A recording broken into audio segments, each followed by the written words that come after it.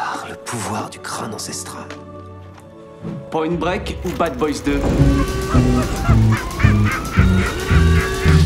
Attrape le chat!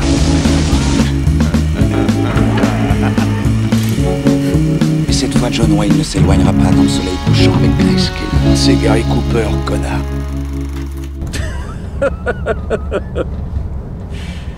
Je déconne. Mesdames et messieurs, bonsoir, bonjour, bienvenue dans ce premier et nouvel épisode. Fini les confinés, les déconfinés. Bienvenue dans ce premier épisode de Film à emporter. Je suis Alexandre, je serai votre hôte comme d'habitude avec Arnaud. Salut Arnaud. Salut Alex. Aujourd'hui, on va vous parler de Peur sur la ville, film de 1975, un film franco-italien, réalisé par Henri Verneuil, avec Jean-Paul Belmondo, Adalberto Maria Merli, Catherine Morin, Charles Denner, Jean Martin. Ce film nous raconte l'histoire du commissaire Letellier, qui enquête sur un terrible tueur en série, un tueur de femmes, sachant qu'en même temps, il essaye de mener une vendetta personnelle contre un gangster qui a tué un de ses collègues quelque temps plus tôt. C'est donc un film polar un peu d'action français, et on a décidé de parler de ce film parce que malheureusement il y a quelques temps maintenant Belmondo nous a quittés, et c'était un peu l'occasion de revenir sur sa carrière aussi, et surtout sur ce côté un peu film cascadeur, acteur un peu bourrin, grande gueule, Acteur physique simplement.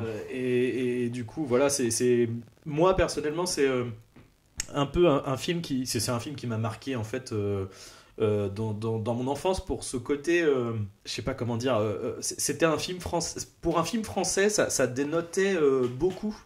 C'est-à-dire que c'était le film, tu vois, j'ai vu typiquement un dimanche soir, comme je voyais L'Arme Fatale, Die Hard, tous ces gros films d'action américains, et en fait c'est un film qui en tant qu'enfant en fait ne faisait pas tâche. Enfin j'étais sur le même ressenti, je vais dire, de cinéma, et du coup voilà, je trouve que c'était intéressant de parler de ce film là.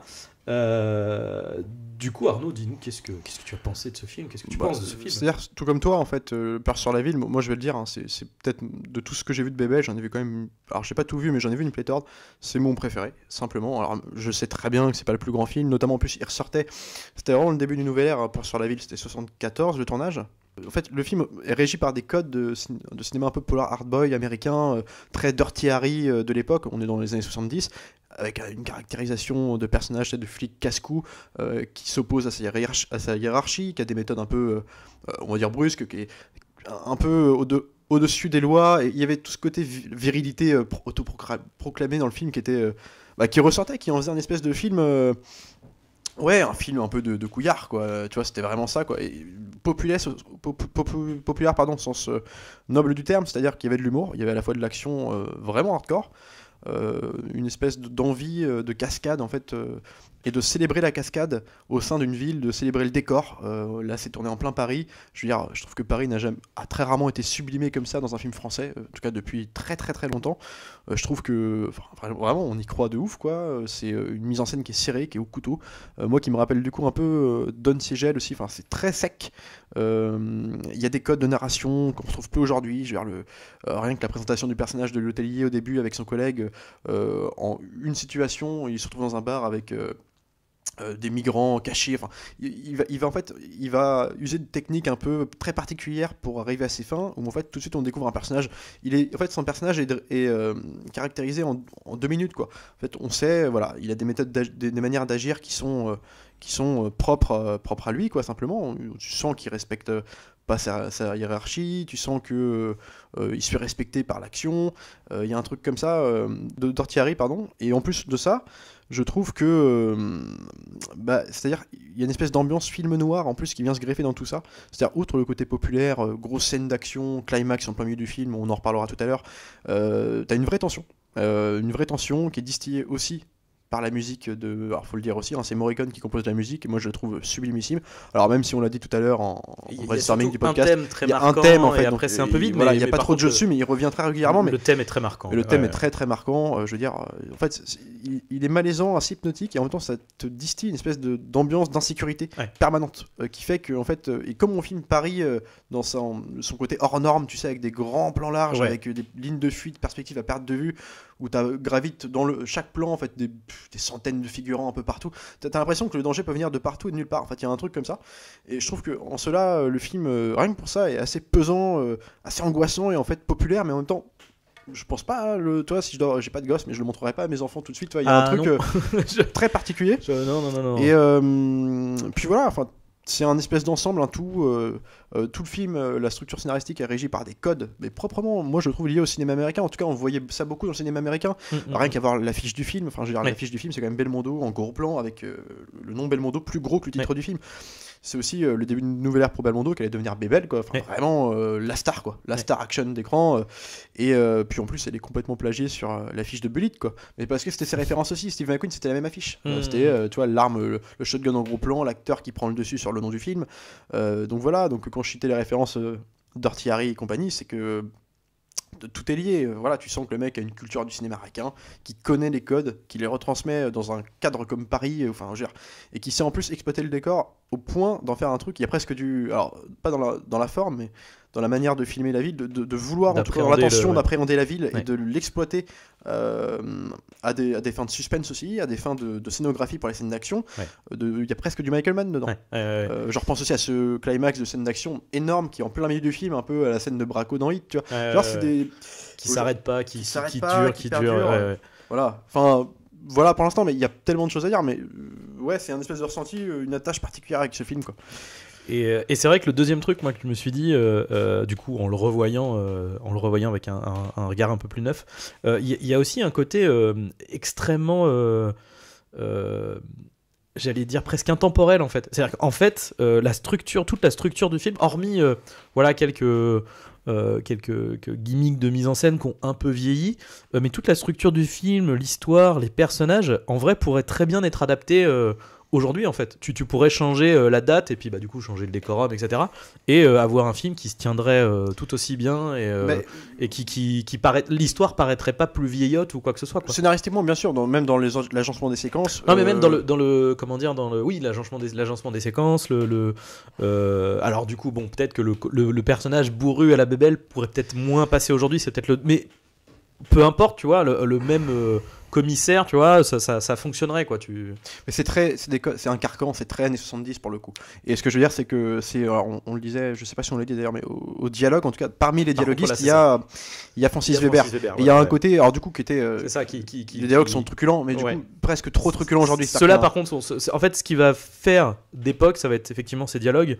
C'est les réparties, des fois, qui sont effectivement très, un peu, j'allais dire, un peu franchouillard, quoi. Ça fait un peu. Il y a un peu, quelque part aussi, un peu le surjeu de Bebel. Voilà, c'est ça. Parce que c'était son personnage aussi.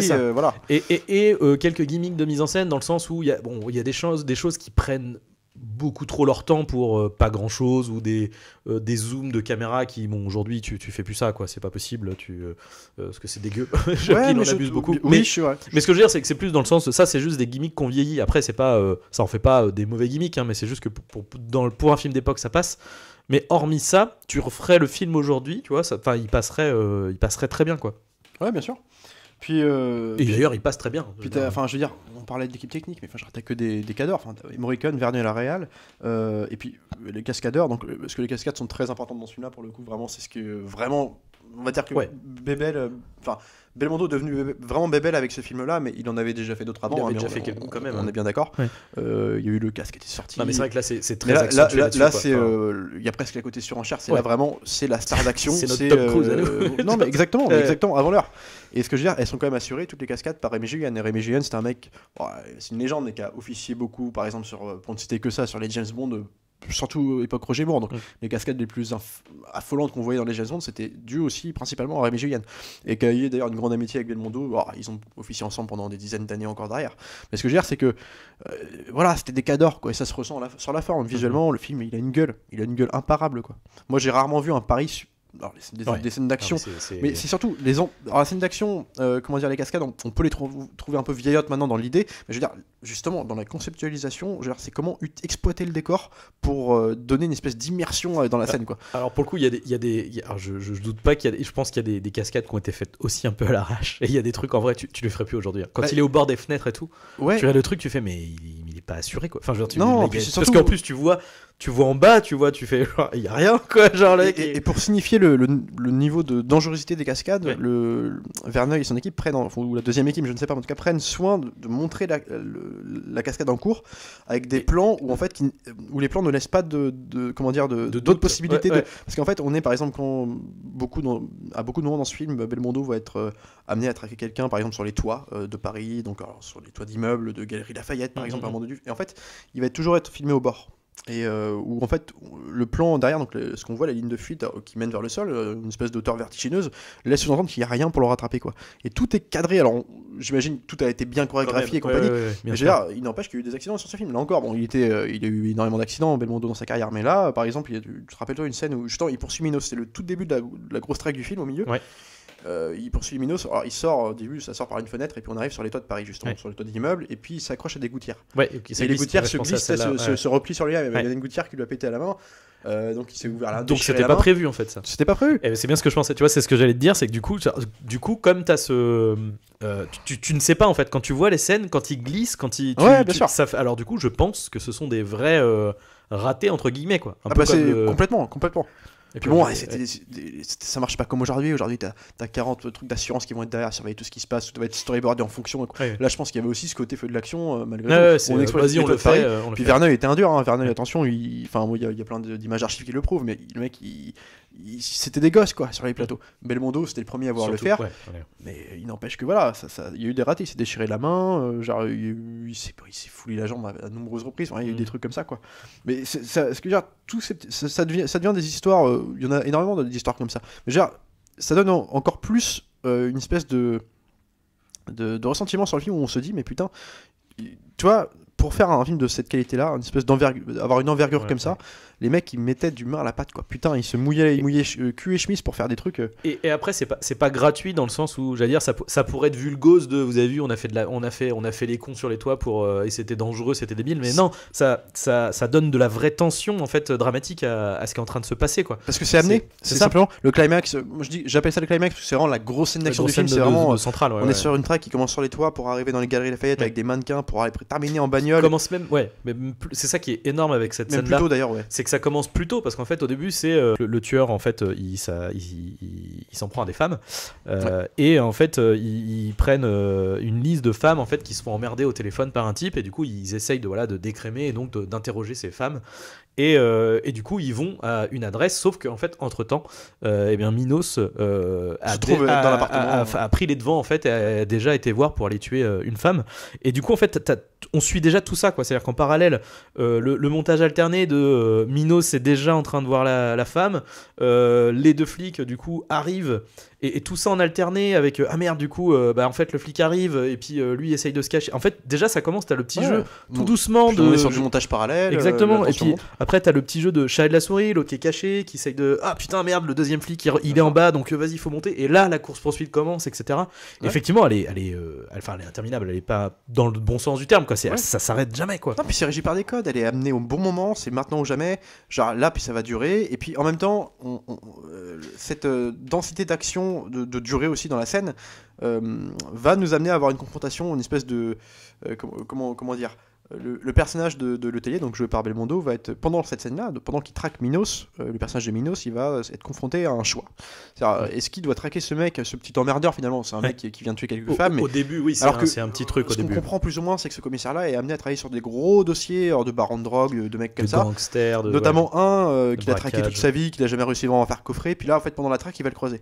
Et alors, est-ce qu'il continue à traquer Minos, un mec finalement qui tue 2-3 femmes, qui va peut-être s'arrêter le lendemain ou choper le baron. Il va décider d'outrepasser sa mission, donc les ordres de son supérieur, et d'aller traquer le baron de la drogue. Donc là aussi, même pendant cette scène-là, scénaristiquement parlant, il va nous amener à un choix cornélien qui nous conforte dans l'idée que le personnage de Belmondo, de Letellier, en fait, est beaucoup plus border que ce qu'il est borderline. présenté. C'est un mec qui a des priorités, qui agit à l'instinct et contre vent et marée, quoi. Et en même temps, ce qui est intéressant, c'est que tu vois, pour le coup, ça effectivement, ça ne peut marcher qu'avec un personnage qui a un ego fort, tu vois. Du coup, le côté, j'allais dire très viril, Qui fonctionne. Belmondo pour le faire. Et ben voilà, fonctionne d'autant plus que le mec, en fait, au début, donc il a son ego de non mais attendez, moi j'ai le braqueur là que j'essaye de toper, je sais que là il est sur Paris.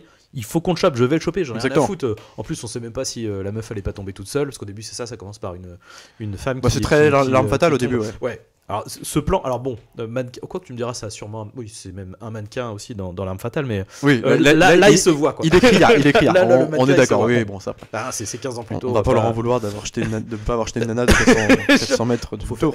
Pour l'amour de l'art, quand même, merde. Quoique, Alan Rickman, comment ils ont fait ? C'était un mannequin, parce qu'il y a quand même un plan qui le suit dans Die Hard, là. Il le suit tomber de loin. Oui, non, c'est juste le plan de douche qui est. C'est un mannequin. De toute façon, on l'a vu après dans. Ou alors, ils ont tourné Harry Potter avant, peut-être. Peut-être. Non, mais du coup, voilà, donc en fait, il veut absolument, voilà, c'est son ego fait qu'il veut s'en prendre à son antagoniste principal, et l'autre, ça l'intéresse pas. Il est là, genre, non, mais en fait, ça c'est très bien pour les petits commissaires qui viennent je suis sûr qu'ils sont très contents, les petites têtes là d'aller chasser des mecs, voilà, mais moi je m'en fous, quoi. Mais en même temps, du coup, le fait qu'il y ait cette scène là aussi, là, de poursuite sur les toits, t'as aussi le truc de l'ego renversé de. Ah, il m'a quand même filé entre les doigts, ce con, quoi. Et là, du coup, à partir de là, il commence. En plus, il finit par régler la problématique du gangster, j'ai oublié son nom, Marcelli, je crois. Je sais plus, le gangster, j'ai perdu, ouais, pour le coup. Enfin bref, peu importe. Et du coup, voilà, c'est en fait, du coup, là, l'ego se retrouve. Enfin, en fait, c'est sa faiblesse, en fait, qui le fait replonger dans la traque inverse, quoi, du coup, de ce tueur en série, quoi. Et c'est intéressant de parler de ça, de ce côté, la virilité, justement, exacerbée de Belmondo, au point que, justement, il n'assume pas ses défaites et de vouloir absolument tout faire pour rattraper son coup, donc en arrêtant l'espèce de, je dis le baron de la drogue, en tout cas un espèce de mec au classé dans le trafic, quoi. C'est braquage de banque au début. Braco, d'accord, rien à voir avec la drogue. Mais ce que je veux dire, c'est que justement c'est intéressant de parler de ce côté viril, parce qu'il y a un paradoxe dans le film. Moi je l'ai vu aussi comme ça, le film, avec un parallèle surtout, avec le personnage de Minos, qui lui justement est un mec en fait grossièrement castré entre guillemets. C'est quelqu'un qui n'a pas de vie sexuelle, qui ne supporte pas toute sexualité, et maintenant des femmes, parce que il trouve que la sexualité est trop libérée, que c'est presque un vice en fait quelque part. Et c'est intéressant parce que du coup ça en fait son opposant, son espèce de double maléfique, espèce de miroir inversé. Et en fait, le jeu de chat à la souris font qu'ils vont avoir une sorte de. En fait, si au tout début Belmondo ne respecte pas en fait cet assaillant, parce qu'en fait il se dit que c'est un pauvre con, un taré de plus et de moins à Paris qui rencontre des millions, il s'en fout. Pour lui, c'est pas son problème. Mais au fur et à mesure que les minutes passent, que les jours défilent dans le film, il va s'intéresser à lui parce qu'il comprend qu'il y a une espèce de jeu de chat à la souris qui se crée. Et en plus de ça, ce qui est intéressant dans ce truc-là, c'est que ça tombe. Le film sort dans les années 70 où justement il y a une espèce de libération sexuelle médiatique, que ce soit beaucoup aux États-Unis, mais aussi en France. On a eu les panneaux publicitaires, 68, les films érotiques, on était déjà dans les films pornographiques. Enfin, il y avait toute cette espèce de renaissance, de tout ça, une espèce de sexualité assumée, débridée, qui allait envahir toutes les salles de spectacle, mais simplement les rues. C'est vrai que c'est rigolo parce que là, on voit le moment où il attaque justement une devanture d'un cinéma pornographique. Enfin, où il va, en tout cas, je sais plus s'il dit si c'est érotique ou pornographique. Tu racontes cette scène-là parce qu'elle est magnifique aussi dans le côté hardboiled du truc. Le mec, il voit une affiche. Ouais, c'est ça. Alors, il me semble que c'est quand même prémédité. C'est-à-dire qu'en fait, il sait qu'il y a, en fait, il y a une avant-première une actrice, érotique célèbre. Il va y avoir l'avant-première de son film. Et du coup, il y va pour il va faire péter la devanture. Mais ce qui est rigolo, c'est que du coup, il y a un côté populaire, tu vois. En fait, quand tu vois l'avant-première, déjà c'est en pleine journée. Enfin, tu vois, nous aujourd'hui, tu vois, déjà les grandes salles, je veux dire, ne diffusent pas on est sur des petites salles de sex shop ou des petits trucs, tu vois. Ouais, et le fait d'avoir ce truc populaire, tu vois, ça donne une. Et de voir des gens qui regardent des espèces de coupes de quinca. Je trouve pas le mot. Oui, c'est. Enfin, du coup, c'est plus contemporain. Mais putain, j'arrive pas à dire, mais je te perds mes mots. C'est l'inverse de contemporain. Non, du coup, c'est très représentant de l'époque, quoi. Du coup, bien sûr. Et non, puis là, en plus, ce qui est intéressant, il y a un point de bascule, c'est que là, tu as cette intention-là de punir ces gens-là, donc dans son espèce de sa moralité, dans son jugement de Dieu, quoi, parce que pour lui, c'est une espèce de puritain. Voilà, c'est ça. Et en même temps, là, on bascule doucement d'un tueur en série, un simple tueur en série, entre guillemets, si j'ose le dire, un terroriste, quoi. Ouais, au bout d'un moment, ça devient. Donc, c'est aussi ce qui va faire des points d'accroche, qui va faire que le Tellier va devoir s'intéresser de plus en plus à ce personnage. Et ce qui est intéressant, c'est qu'il y a vraiment cette montée progressive, parce qu'au début, on te montre factuellement que le premier meurtre, en fait, n'en est pas un, c'est un simple accident, en fait. C'est-à-dire qu'au début, c'est juste. Comment contextualiser le début du film. Le début commence par, alors, comme on disait, une scène à l'arme fatale, dans le sens où, en fait, on commence par une scène où on va va pas on présente l'antagoniste en fait, on présente donc en fait c'est Minos qui harcèle une femme Alors au téléphone. on ne le voit pas, on est du point de vue de la nana. Ouais. On entend d'ailleurs au tout départ, je pense les 20-30 premières minutes du film, on ne l'entend que au téléphone. C'est ça. C'est que et oui, on le voit pas du tout. Bah, c'est très Simon Gruber dans Une journée en enfer. En fait, il y a une oui, c'est aussi une façon d'un surtout qu'en plus il y a le il appelle au C'est commissariat pour avoir le revendiquer commissaire, son- le tellier, pour voilà. D'où aussi le côté le scorpion d'Ortieri, pardon, qui se jouait des policiers en appelant, en laissant des lettres, un peu comme Zodiac s'en est inspiré d'ailleurs. Mais tu vois, c'est des codes. Au début, donc c'est progressif, donc c'est juste au début c'est harcèlement qui va mener du coup à une tension de sa victime et en fait elle meurt, mais c'est un accident. C'est bon. Du coup un peu vieillot parce que c'est la bonne vieille crise cardiaque de finalement on s'est tous foutus de la gueule de Marion Cotillard, mais vraiment il y avait pas de quoi. Enfin voilà, c'est un accident en fait, donc on commence par accident, puis après ça monte en fait crescendo de ensuite un meurtre, et en plus c'est pas alors attends, j'ai un trou de mémoire. On est d'accord qu'il y a d'abord la scène de course-poursuite et après il garde l'infirmière. Ouais, exactement. Ouais, c'est ça. Donc du coup, au début, on sait même pas si il a l'intention d'aller tuer la femme en fait, parce qu'au début, il lui parle juste, tu vois, ça peut être entre guillemets un simple délire voyeur, tu vois. Ce qui fait monter et la le tension. truc dérape en fait au fur et à mesure. Ce qui fait monter la tension, c'est pas tellement ce qu'il lui dit, enfin quelque part si, il est directement menaçant. Il lui dit qu'il va venir la voir.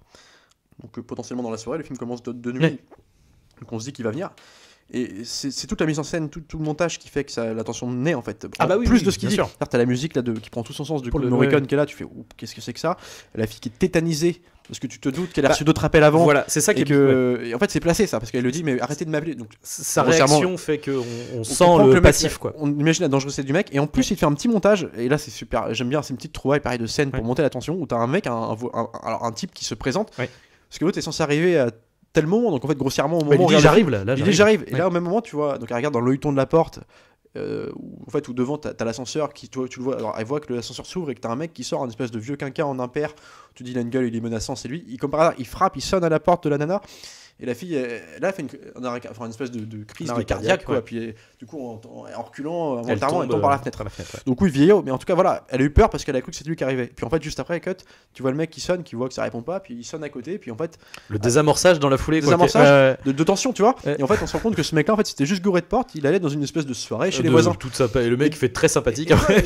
Voilà, la tension retombe, tu vois, ça marche du tonnerre quoi. Et là ce qui est en plus intéressant, c'est qu'on a eu tout un espèce d'éventail de potentialité, de dangerosité que pouvait représenter Minos via la réaction de la nana, via le mode opératoire, parce que le voisin qui arrive, qui n'est pas lui en fait finalement, tu te dis que c'est comme ça qu'il va opérer, il va arriver à la porte, et en fait ça te met dans une position d'insécurité. Après tu te dis ah ouais, ok, donc ce mec là il est prêt à tout quoi. Et il y a autre chose aussi qui pose ce côté montée en pression progressive, mais en même temps effectivement on pose les jalons, je sais plus comment on dit, bon bref, on pose les marques de la dangerosité à venir du mec quoi, avec justement quand la femme tombe de la fenêtre, mais lui allait venir quand même, donc en fait on le voit arriver en moto, et il y a moi je trouve que cette idée elle est vraiment chouette en fait ce mec a un œil de verre, c'est génial. Et du coup on symbolise en vue à la première personne, parce qu'au début on le voit pas en fait, il est avec un casque, on ne sait pas qu'il a un œil de verre, mais au début on te le présente avec du coup plan première personne, et à la place de son œil où il ne voit pas en fait un dessin d'œil du coup qui cache la moitié de l'écran.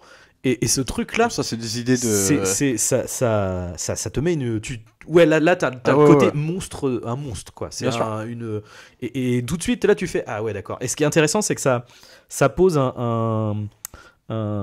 un nom, je ne sais plus, c'est l'ironie en gros nous spectateurs on est au courant en amont de la dangerosité de ce mec là où le héros, donc le tellier, lui il voit pas du tout, pour lui il s'en fout quoi, c'est un mec, elle est morte, c'est triste, mais bon et et le coup de l'œil que tu racontais, c'est ce plan de vue qu'on voit régulièrement dans le film. Non seulement il est assez créatif dans la façon de filmer, dans la façon de caractériser. L'esthétisation, l'œil jaune, rouge là. Quoi de mieux que de nous mettre dans la place d'un personnage en étant lui tout simplement avec son œil différent. Donc déjà ça lui fait une particularité, un truc d'immersion. Et en plus de ça va servir scénaristiquement. Le fait qu'il ne voit pas d'un côté tout de suite qu'on lui tend quelque chose, il va y avoir un truc par rapport à ça. Donc c'est super bien amené. Et puis c'est aussi un code de faire grossièrement des méchants de James Bond, tu vois, tu Ouais, mais sur la c'est- gueule, tu t'en rappelles, putain, puis le mec en plus il le joue à côté de ça, il le joue pas, il le joue très policé, tu sens que c'est un mec Mais qui est très intelligent. Ce qui est rigolo, c'est qu'il y a ce côté. Alors après, c'est aussi très caractéristique très gentleman, tu vois. oui, voilà, j'allais dire de certains tueurs en série. Tu vois, il y a Ouais. comment il Puis s'appelle, Staten Bundy. Exactement, puis même le Zodiac, Oui. assez intelligent pour se permettre de jouer avec les autorités. Et ce que j'aime bien dans son personnage là, c'est qu'il va jouer avec les autorités. C'est-à-dire qu'en plus de les appeler, de se revendiquer ses crimes et les prochains, il va aller se rendre lui-même pour essayer d'aider. Alors, Ouais. pas pour essayer, pour se jouer d'eux, mais faire croire qu'il veut aider le commissaire Letellier. Alors, il va le voir à son bureau pour lui dire vous savez, elle a disparu. J'ai trouvé un lieu commun. Moi aussi, je m'intéresse au truc. Je pense qu'il y a un lieu commun qui regroupe. Et en fait, et donc, non seulement j'aime bien ce côté-là, parce que ça donne tout le côté cynique du personnage. Donc, potentiellement, une fou dangereux, il ne s'arrêtera jamais. Et en plus de ça, c'est des codes de films d'époque aussi, mais c'est comme on imaginait les rapports de respect entre les flics et ripoux, comme Mesrine et Broussard, par exemple, à l'époque. Mais là, tu sens une espèce ils se prennent au sérieux, les deux. Même si le personnage de Letellier va comprendre que le Minos en question est ce petit mec qui vient le voir l'aider à son commissariat depuis le début du film, il va s'en rendre compte plus tard, c'est aussi ça qui est intéressant dans le retournement de situation, mais c'est que tu sens que le personnage de Minos, même s'il se joue d'eux, il les respecte assez pour en avoir peur. Ouais. J'en veux pour preuve la scène justement juste avant la traque où justement une nana répond pas à son appart, Belmondo, Letellier y va pour contrôler ce qui se passe. Il n'arrive pas à ouvrir la porte parce qu'elle est verrouillée, donc la concierge a cherché la clé et compagnie. Puis au même moment, qu'est-ce qui se passe? T'as Minos qui vient de tuer la nana de l'autre côté, donc dans l'appartement, qui entend des Et voix, c'était pas prévu, donc.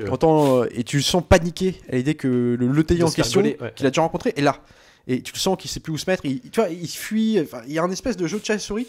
Et quoi de mieux, en plus, pour un jeu de chat et la souris, de le faire dans un espace comme ça. Ouais. Genre, hors norme, un pari vertigineux. Et là, en termes de scénographie, je trouve que ce qui est excellent, Oh, il est c'est exceptionnel pour ça. que comment dire, il y a un côté à la fois horizontal et vertical en fait. C'est-à-dire que ouais. on monte, ensuite en haut, on va de toit en toit pour aller dans les galeries Lafayette, puis on redescend et en fait on fait une boucle pour hop et on revient.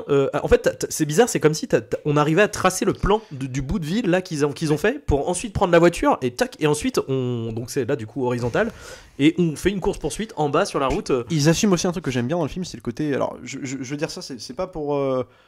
Ça peut être péjoratif, c'est pas du tout ce que je veux dire, mais bon, le côté carte postale, c'est-à-dire que là, en fait, où ça se passe les courses poursuites, alors je sais plus, c'est les cathédrales derrière. Non, mais moi j'adore.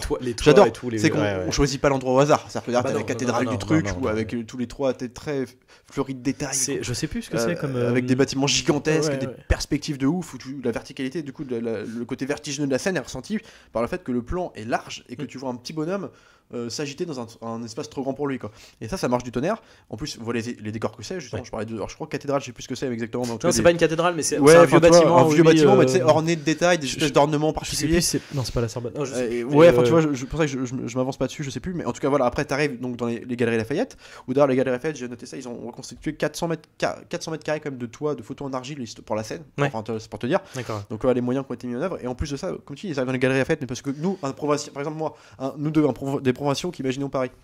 On imagine du coup ça, les grandes galeries Lafayette énormes, les châteaux, et en fait là t'arrives dans les galeries Lafayette, on passe par le toit, bim, il arrive dedans, puis t'as la voix de la radio, la voix de la meuf au micro qui dit il se passe toujours quelque chose aux galeries Lafayette, mais tu vois, ça accompagne l'action, c'est et ce que j'aime bien en plus, c'est qu'encore une fois dans le choix des décors, alors apparemment c'est un clin d'œil à un film de Kubrick, c'est quand il rentre dans les galeries Lafayette, il passe par l'arrière-salle avec du coup tous les mannequins qui sont entassés et tout, et c'est là visuellement ça marche tellement bien. Le montage, la mise en scène est mortelle à ce moment-là, c'est qu'il va Vernet il va te faire une espèce de. Alors, il te remettre la musique du coup de ton de Merocan, mais alors pas en sifflement parce que en fait c'est beaucoup de sifflement. Là c'est vraiment juste les tons musicaux, là les accords, bam bam bam bam, donc qui sont saccadés, qui vont vite et qui mettent l'attention.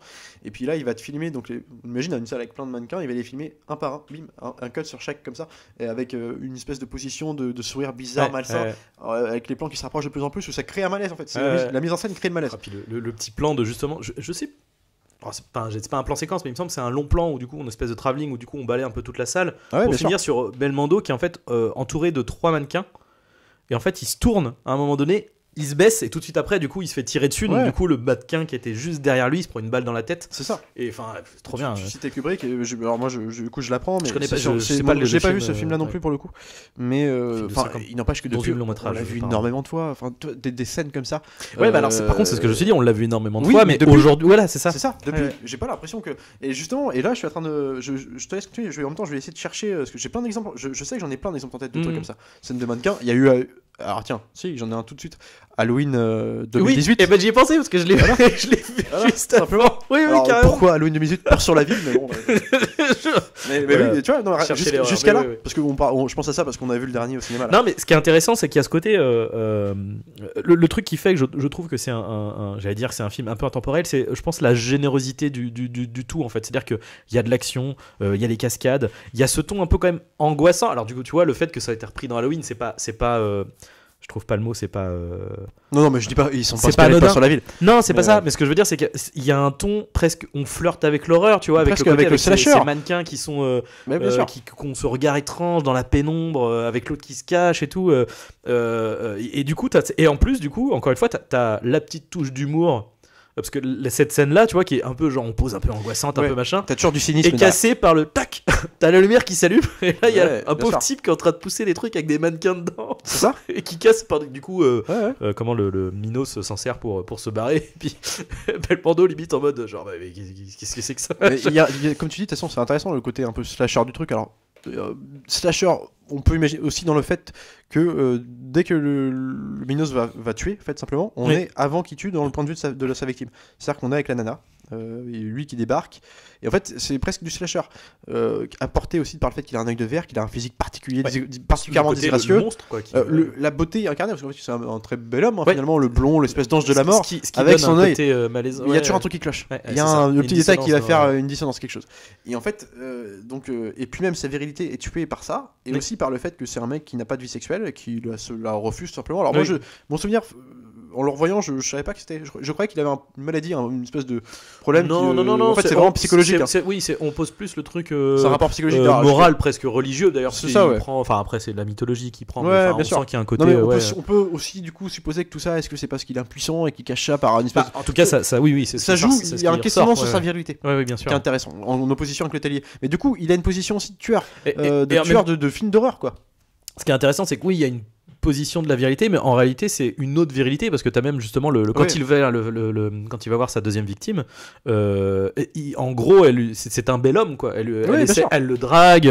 Puis il est séducteur dans la façon de parler aussi. C'est ça, voilà. Il a ce paradoxe-là, c'est qu'il se refuse à tout rapport de charnel avec une femme, et en même temps il les séduit. Pour arriver à ses fins, en tout cas. Ouais. Pour les punir, une espèce d'épée de Damoclès qui pend au-dessus de leur tête. Bah, ceci dit, c'est quelque chose qui est très intéressant parce que alors je sais pas s'ils ont été à mon avis, j'allais dire, c'est presque trop c'est trop présent pour qu'ils aient pas cherché d'autres comportements de tueurs en série, mais c'est souvent un truc qui revient, ce côté c'est presque en fait le côté à la place castration. non, mais c'est que finalement, à la place d'avoir la sexualité, en fait, sa sexualité, c'est de tuer des gens. S'exprime en par fait. tuer des gens, ouais. C'est ça. Et Il prend du plaisir à ça. Ça donne un paradoxe au Mais, personnage. pourquoi je parle de ça, parce que comme tu disais juste avant, en fait, c'était un bon exemple, le coup des mannequins, mais genre la façon dont c'est pas seulement l'idée des mannequins C'est qui la est manière déjà dont c'est filmé. assez angoissante dans l'idée. La lumière. On en est dans la scène de ouais. la traque, mais en plus la façon dont c'est filmé, c'est du film d'horreur là. Mm. Là, c'est ça pourrait être un Vendredi 13 de l'époque, tu sais, avec où on joue. Ah, le seul truc qui change, c'est que bon, il y a Belmondo avec un flingue. Il y a Belmondo, mais ce il qui est donne pas aussi, menacé non plus, tu vois, l'allure mais- du truc, c'est que lui est Ouais. décontracté. Ouais. Toujours. C'est que là, il est en position de force, même Oui. malgré tout. Tu le vois, il dandine un peu en marge. Tu vois, il y a ce côté, c'est le super-héros, Belmondo Ah bah, dedans. c'est clair. C'est clairement ça. c'est Et puis il est traité une comme star ça. d'action, là, Ça, du coup. il est traité comme ça. Même Ouais. ses supérieurs lui disent. Oui. Moi, j'aime beaucoup. Alors bon, ça s'est toujours fait plus ou moins. Je crois pas que c'était innovateur à l'époque, mais ce côté. Alors je sais plus. Putain, j'ai perdu le nom. Je pense qu'il est très connu en plus, le nom de l'acteur qui jouait son patron. Oui, je l'avais. Qui est assez impressionnant. Je trouve qu'il a un physique très. Comment dire. Il y a un côté pince sans rire chez ce mec, un espèce de rapport d'autorité juste par le regard qui me fait froid dans le dos. Moi. Et justement, en fait, pour faire court, c'est que voilà, comme tout héros d'action, il ne respecte pas les ordres de ses supérieurs, donc de son supérieur en l'occurrence, tu vas me dire l'acteur là. Et en fait, ce que j'aime bien, c'est que justement, le côté action star fait que l'autre lui rappelle en permanence que mais Jean Martin, il s'appelle. Jean Martin, vous ne réfléchissez qu'avec vos muscles, vous n'agissez qu'en fonction de votre carrure, de votre instinct. Vous êtes un animal lâché dans Paris, quoi. Et moi, j'adore mais pas de cerveau. Exactement. Il dit exactement ça, je crois. Et du coup, c'est ça le côté super-héros du gars, quoi. Il est traité comme ça. Et- Il est vu comme ça par les gens et par les nanas. Il y a une scène avec une nana qui doit surveiller parce qu'elle a déjà été menacée par le Minos simplement, donc au téléphone. Donc du coup, lui, il doit passer la soirée chez elle, au moins quelques jours. Bon, évidemment, il va y avoir un petit rapprochement écourté pour une autre raison, mais ce qui va être intéressant, c'est que l'opposition entre les deux, c'est que la nana, elle a un amant, elle veut le voir, mais lui, il l'empêche de sortir. Puis en plus, il est bougon parce que ça le fait chier d'être là. Lui qui s'intéresse plus à des espèces de gros malfrats, des gangsters et compagnie. Il a pas envie de rester surveiller une nana, quoi. Puis alors, du coup, ils vont s'envoyer des trucs dans la gueule. L'autre soulignait sa sur-virilité en l'insultant de saint, en gros, comme si c'était un singe qui n'agissait que d'instinct et qui était un neuneu, quoi. Alors l'autre doit justifier. Et le côté enfantin aussi, pour casser sa virilité, du coup, le côté genre, oui, bon, on va voir. Parce qu'il lui dit une anecdote de j'ai toujours voulu faire policier parce que j'ai vu. Et là, il le joue super bien. Il est super charismatique à ce moment-là. Et l'autre lui dit, genre, c'est ridicule, vous êtes un enfant, quoi. Mais ça aussi, c'est intéressant, c'est que il y a un rapport, comment dire, en plus, on est dans les années 70, donc au début, c'était un peu le côté où elle sursaute tout le temps et l'autre il est en mode genre mais qu'est-ce que vous faites, mais en même temps elle hésite pas non plus à l'envoyer chier, quoi, lui dire mais t'es con, quoi. Et c'est comme ça que se crée aussi un rapport de séduction entre eux. Et ce que j'aime bien, c'est que tu soulignes le rapport enfantin du truc, c'est complètement ça, c'est que l'anecdote que lui raconte du coup pour se justifier et pour en même temps l'envoyer chier derrière, Belmondo, le tellier, c'est qu'il lui dit en gros, traduisons rapidement, il lui dit moi j'ai toujours voulu être flic parce que ça me permettait de tenir une arme, quoi. En gros c'est ce qu'il dit, hein. Oui, mais après t'avais le côté où genre quand j'étais petit je voyais les soldats pendant les parades aux États-Unis ou de je sais plus quoi, et que du coup moi ça me faisait rêver. Il y a un rapport fantasmagorique avec l'idée de flic, donc en fait c'est ce qu'il voulait faire, c'était puis c'est une espèce de sacralisation de sa vue. Mais sauf que du coup c'est rigolo parce qu'il te dit ça en mode genre mais du coup ça me fait chier de te surveiller, quoi. Exactement. Fou, quoi. Et puis en fait en s'envoyant des pics dans la gueule ils vont se séduire comme ça. Et puis jusqu'à arriver à une scène de massage, il se trouve qu'elle est masseuse aussi. Alors, là ça tombe bien dans l'histoire pour le coup. Elle est infirmière et masseuse et elle a même un salon de massage dans c'est bien. Là, ça tombe bien dans l'histoire. Mais bon, à la limite pourquoi pas ça. C'est cohérent avec leur enjeu de scène dans ce moment-là. Tu vois, c'est typiquement ce genre de petits détails qu'on te très vieilli où tu fais genre ouais bon là c'est un peu gros les gars. Et puis ce qui est encore plus marrant, c'est que du coup Minos la rappelle à ce moment-là, puis elle lui rappelle bien, moi j'étais en train de masser un type, on s'apprêtait à faire l'amour et tout. Alors elle le parle pour après savoir localiser l'appel.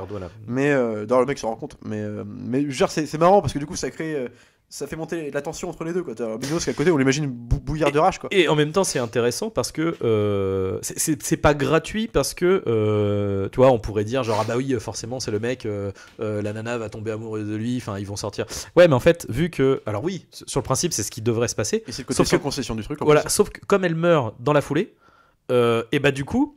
Ça, vu que lui était en train de quelque part de démarrer une histoire avec elle, encore une fois t'as ce truc de putain mais en fait il me retape dans l'ego là, et là tu fais ok d'accord mais je vais m'occuper de toi en fait. C'est un jeu de chat à la souris permanent. Et aussi bien psychologiquement que dans l'exploitation de la ville, de les scènes d'action. Mais ce que je veux dire, c'est que tu vois, il faut en parler de cette scène où elle meurt justement, cette nana. C'est que là, on avait fait, moi, je peux faire le rapprochement quand je parle des années 70 de ce style de film un peu thriller noir, mais qui flirte toujours un peu avec le film d'horreur. On a fait un podcast récemment, ça remonte à quelques mois maintenant, sur Terreur sur la ligne. Et Terreur sur la ligne de 79 de Fred Walton. J'y ai pensé aussi. C'est exactement cette ambiance-là. Alors là, on est dans les bas-fonds, je crois, de Los Angeles. Vous savez, avec les bars à néon de nuit, avec les nanas qui marchent tout seules dans la rue, traquées par des hommes. Et là, c'est la même chose. Là, le plan où la nana meurt, il la lâche. Alors, je sais plus où c'est. Alors, pourtant, c'est à l'hôpital, mais le truc, c'est qu'elle passe dans un espèce de couloir en béton. On va la voir marcher dans un hôpital en béton. On n'imagine même pas qu'il puisse y avoir un truc comme ça aussi vite dans un hôpital. Après, c'est un truc, c'est pour aller au vestiaire, donc tu te doutes que c'est. Oui, mais tu passes par le garage. C'est une super scénographie pour cette scène-là.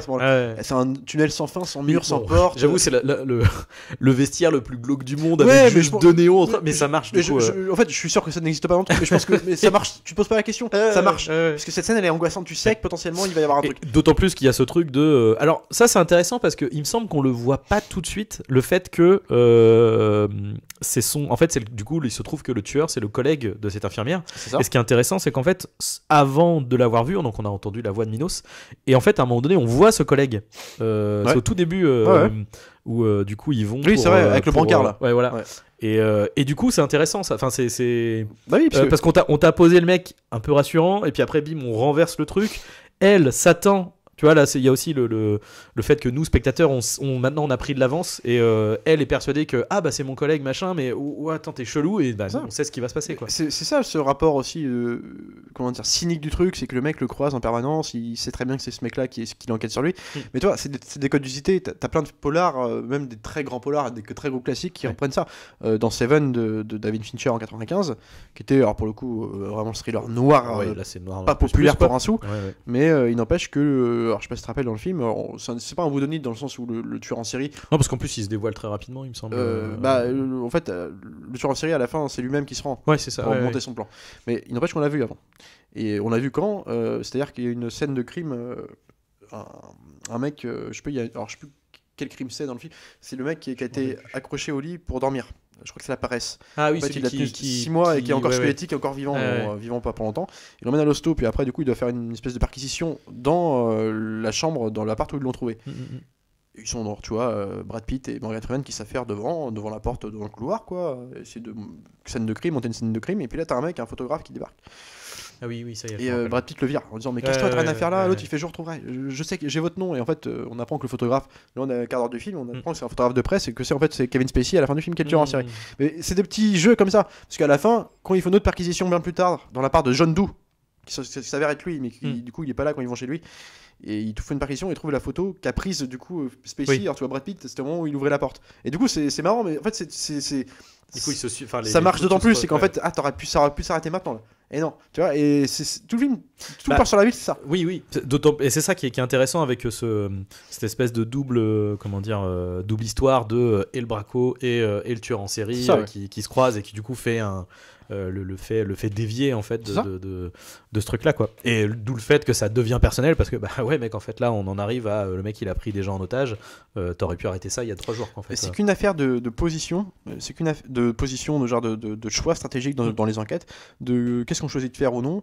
Par exemple, est-ce que la question qu'on peut se poser, c'est par exemple quand, à force d'être omnibulé par cette espèce de gangster qui poursuit tout le temps Belmondo, au point d'annuler ces trucs avec Minos pour aller essayer de l'arrêter lui, est-ce que toutes les fois avant la mort de ce gangster, parce que du coup en le traquant et il va faire tuer le gangster, enfin il va mourir, est-ce que avant toutes les fois on voyait Minos avec lui, soit au commissariat ou ailleurs, est-ce qu'on pouvait pas se dire en fait mec t'avais tout pour le voir là, que c'est lui, mais t'y pensais pas, t'étais ailleurs, t'es dans des autres problèmes. Et toi, c'est aussi ce truc-là, cette espèce de cynisme de se dire, putain, en fait, est-ce que tout ça n'est pas aussi dû au fait que t'aurais pu aller plus vite, mais que t'étais un peu complètement ailleurs partout, quoi. Mais ce qui est intéressant, c'est que du coup, c'est son supérieur passe son temps aussi au bout d'un moment, à justement le rappeler à l'ordre là-dessus, quoi. À lui dire genre, mais en fait, mec, j'en ai rien à foutre en fait que tu dois t'es commissaire, t'as cette affaire-là, tu t'en occupes, c'est tout. Et ouais, ça te fait chier de faire le menu frottin, d'aller appeler les. Bah ouais, mais il faut commencer par faire ça pour trouver à la fin et arrêter le mec. Faut foutre les mains dans la merde pour arrêter les gros. Et par contre, tu vois, justement, et tu parlais tout à l'heure de l'espèce de trouvaille super là, de son œil de verre, et que du coup, on le voit de son point de vue à lui qu'un œil, l'autre c'est un œil dessiné sur l'écran. Et ben justement, ils vont s'en servir, et c'est aussi dans la résolution. Alors, la résolution de savoir qui est le meurtrier, c'est que justement, au commissariat, il va venir pour une énième fois pour. Alors, d'abord, en amont, il a. Sur le toit, il a récupéré en fait l'œil de verre qui est tombé. Le théier a récupéré l'œil de verre qui a dégringolé. Alors en fait, comme le truc est tombé, il savait pas ce que c'était, il l'a écrasé dans sa main, donc bon bah attends. Puis le temps des analyses, ça prend du temps. Voilà. C'est vers la toute fin du film. Et en fait, simultanément, donc en gros, les analyses sont en train de se faire, et lui, donc Minos vient pour les larguer en disant genre ah non mais ouais mais je peux peut-être vous aider. Et du coup ouais, il y a ce truc de comment en plus ça c'est cool parce que c'est très dans les années 60, la clope, tout le monde clope à droite à gauche, tout le monde se file des clopes, t'as même ça, je trouve ça trop cool. Avant bon malheureusement le deuxième meurtre, tu sais, ils se séparent. Et ils se séparent justement parce que bah, je vais acheter des clopes et tout. Bah vas-y, moi je monte, quoi. C'est ça. C'est rigolo. Et bref, et du coup, donc l'autre, bon, bah, tout le monde prend une clope, machin. Et le collègue de l'hôtelier, du coup, lui tend un briquet du coup à Minos, et sauf que comme il le tend du coup au niveau de son œil, de son œil, il tilte pas, quoi. Et c'est vrai que c'est hyper cool parce que c'est pas on n'insiste pas non plus dessus, c'est juste que tu vois, le plan est relativement large, l'autre est en train de parler, il se regarde, tu sais, mais personne ne tilte vraiment. C'est juste qu'à un moment donné, effectivement, il reste longtemps comme ça. Il reste longtemps, et du coup t'as juste le moment de recul de ah oui pardon, je vous ai pas vu, donc c'est assez intéressant, quoi. Et du coup tout de suite après, donc lui s'en va. En plus c'est vraiment genre juste il s'en va.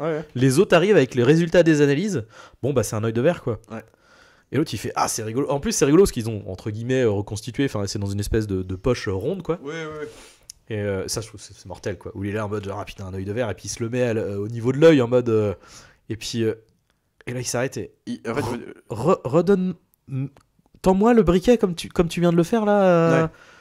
Ah, putain, ça c'est mortel. Là, ça, c'est un vrai code. Alors, moi, je t'avoue que. Pareil, tu vois, en vue première personne. Ouais, l'autre, ouais. enfin, c'est trop Alors, bien. le code est super. Après, moi, je t'avoue que, bon, pour le coup, je me suis dit quand même, bon, ça ne prouve strictement pas qu'il a un œil de verre et que. Non, mais bon, le truc, c'est ça que en marche fait, dans moi, la dynamique. ce qui est intéressant, c'est que c'est le côté. Moi, pour le coup, j'aime bien parce que c'est subtil, quoi. C'est-à-dire qu'on t'a Oui, pas ouais, fait, on t'a pas fait un gros plan sur lui pendant qu'il était en train de lui Non, servir le non, briquet. bien C'est sûr. juste, il discute, et l'autre, il reste. Effectivement, il reste très longtemps, tu Bien vois, sûr. à ce niveau-là. Et du coup, ça fonctionne. Après, oui, Alors, c'est un peu facile. En vrai, il y aurait d'autres choses qui pourraient le faire c'est le reconnaître. désavantage, je sais pas à quelles conditions il repasse à la télé, mais le désavantage des éditions des Masters Blu-ray et compagnie, c'est que, en fait, évidemment, c'était une prothèse qu'il portait en permanence, l'acteur, pour son œil de verre. Ouais. Et tout le temps, il n'avait pas de prothèse, c'est-à-dire qu'il avait ses lunettes de soleil. Sauf qu'aujourd'hui, moi, tu vois, quand il est dans le film, quand Ouais, il essaie de ça, ouais. qu'il a pas d'œil derrière, mais bon, on s'en fout, c'est un détail. Après, ça va. En Oui. vrai, moi, il y a un plan où je l'ai vu. Oui, et puis on s'en fout. Enfin, honnêtement, c'est pas du tout. C'est pas criard en plus. Non, non. Mais voilà, donc bon, on peut peut-être parler du dénouement aussi. Enfin, comment le climax de fin, ça se termine où en fait. Ouais. Bah, mais Je laisse raconter. tu vois, ça fait partie aussi de ce côté généreux, en mode on va passer dans plein de styles différents, tu vois. Et puis où on respecte une charte de code de film d'action thriller, Ouais. on termine dans une espèce de grosse scène. Là, c'est du coup, c'est une prise d'otage, du Une coup, prise donc d'otage, il retrouve la trace de l'actrice du coup était sur l'affiche, hein. érotique. Et un petit truc qui m'a fait marrer quand même, c'est Oui, l'autre, elle a une famille et tout, elle a une gamine, elle a Oui. des photos d'elle à poil partout. Oui, etc. alors Je fais les genre, enfants, ça, bon. t'es en malaise, mais. qu'est-ce que ok. Enfin bon, bref. C'est les années 70. Oui, écoute, c'est le fun. Hein. Bref, et du coup, donc il. Ah, je sais plus comment ça. Ah oui, c'est que bah du coup, comme il est poursuivi de près par le tellier, du coup, bah il se retrouve acculé dans l'appartement, sauf que bah là, il a une bombe. Donc tu vois, il y a encore ce truc crescendo de. Au début, c'est une petite menace jusqu'à ouais non, mais en fait là, il peut tuer plein de gens, il Alors, peut faire. Avec presque l'ancêtre du timecode, en fait, il n'y avait pas de timecode sur l'écran pour en Ouais, parler. bah là, Par du contre, coup, t'avais c'est des plans cutés sur l'horloge du truc. C'est ça, c'est voilà. l'horloge. Pour créer une dynamique de temps. Qui gère le voilà et du coup on termine vraiment sur un truc j'allais dire un peu explosif dans le sens où alors déjà t'as le côté du coup on passe à une dynamique de otage avec la petite tension bon même si du coup c'est la fin du film donc faut y aller donc c'est ça le temps entre guillemets se gère en je trouve pas le mot en un cut quoi c'est en mode ouais bon par contre il faut me laisser 4 heures plan d'après genre c'est 4 heures plus tard quoi. Oui, bon après ouais. Mais en même temps encore une fois on joue avec comment dire ce que le spectateur sait ou pas quoi. Donc en fait on sait là on se retrouve du coup là où avant on avait de l'avance sur le tellier, c'est-à-dire on savait qui était le tueur, on savait qui là on se retrouve dans un moment où il a un plan. Mais là, vu qu'il y a eu un cut de 4 heures après, on sait pas ce qu'il va faire On sait en pas fait. ce qu'il fait, ouais, Et là, on termine sur ce truc là, beaucoup très actionneur de le mec qui descend en hélico et du coup il va directement. Alors il y a tout un jeu de, en fait, il a enregistré sa voix en amont pour passer au téléphone pour l'occuper, pour lui faire croire qu'il est au téléphone et qu'il lui dit oui bah t'inquiète pas, j'ai trouvé ton hélico. Alors voilà comment ça va se passer, me coupe pas, il va se passer ça. Donc il raconte le plan, faut que ça soit un truc suffisamment long pour que voilà. Et du coup en parallèle il va débarquer par la fenêtre. Grosse scène de castagne à l'ancienne. Voilà, ouais, puis là, très James Bond, effectivement, dans l'esprit, dans les coups de poing. Puis très L'Arme Fatale 1 aussi, parce que je sais pas si tu te rappelles, Malédiction de Gary Busey. Le face-à-face, tout le monde regarde, tout le monde, genre oui. vas-y, allez-y les gars, et personne n'intervient. Et à la fin, c'est ce qui se passe. Et puis oui, et en plus, il le défonce, puis au bout d'un moment, le mec fait bon, bah maintenant c'est bon, tu vois, genre. Ouais, mais il le laisse quand même se lâcher un peu, et c'est vrai, t'as l'impression de voir Mel Gibson et Gary Busey de lui, vas-y, finis ta vengeance là. Donc, donc voilà, et puis bon, alors après, la toute fin abrupte, hein, du coup, on le disait tout à l'heure. Ouais. Alors je comprends, si tu veux, ça marche. Bon, après, là, du coup, on est dans la pure glorification de c'est limite réganien, tu vois, avec. Et ben, vous voyez, les muscles finalement. Tu fais genre, oui, d'accord, c'est genre, on s'en fout, je suis con, j'ai des muscles, mais ça a marché. Quoi. Je disais que ce film avait du potentiel à créer, je disais une licence en tout cas, à créer des suites un peu à la façon de l'inspecteur Harry avec ce personnage de l'Atelier. Et en fait, le film termine où en fait, il vient de sauver donc la famille, il vient de se battre, Minos s'est arrêté. Puis en fait, tu le vois au pied de la tour, le code établi du commissaire qui était en différent avec lui, disant là le félicite, voilà, comme un Ralph Fiennes dans James Bond, c'est des codes usités. Et puis genre il le félicite, puis Belmondo lui fait sa petite punchline, puis regarde une dernière fois la tour, l'étage où ça s'est passé. Après il s'en va et puis on reste sur la tour et cut. Générique. Alors c'est abrupt. En fait du coup ça l'est en fait effectivement. Je me suis dit si ça aurait été le premier film, je me dis bah ça aurait été un truc un peu un segment genre non, mais on arrête là, cette aventure là est finie pour une autre. En vrai c'est pas gênant, c'est juste que en fait ça fait un peu sec quoi. Pour le coup c'est presque j'ai envie de dire à je trouve pas le mot, c'est presque un point positif pour le film, c'est que t'as envie de dire genre bah, en fait là on est prêt quoi, genre tu vas-y termine tranquillement, t'as le temps, et pourtant le film il dure quand même 2h10 hein, donc c'est pas non plus mais je veux dire il est jamais chiant, je trouve que non, la gestion du coup la construction scénaristique du film, les codes, l'agencement des séquences, je trouve que c'est un rythme qui est assez freiné finalement, parce que même les scènes un peu de pause où par exemple tu vas voir l'hôtelier et son collègue qui vont discuter arrêter dans leur bagnole, tu vas planifier et, en même temps ça va leur permettre de créer une complicité avec les personnages, que on n'en parle pas beaucoup de cet acteur là. Alors je l'ai marqué, celui qui fait son collègue et qui a une bonne gueule aussi, parce que faut le dire aussi, c'est un cinéma de gueule hein, mine de rien, qui a que des acteurs Jean-Martin déjà le Jean-Martin, commissaire de mais ils sont tous attachants, tu vois son collègue aussi, c'est le côté un peu plus pour le coup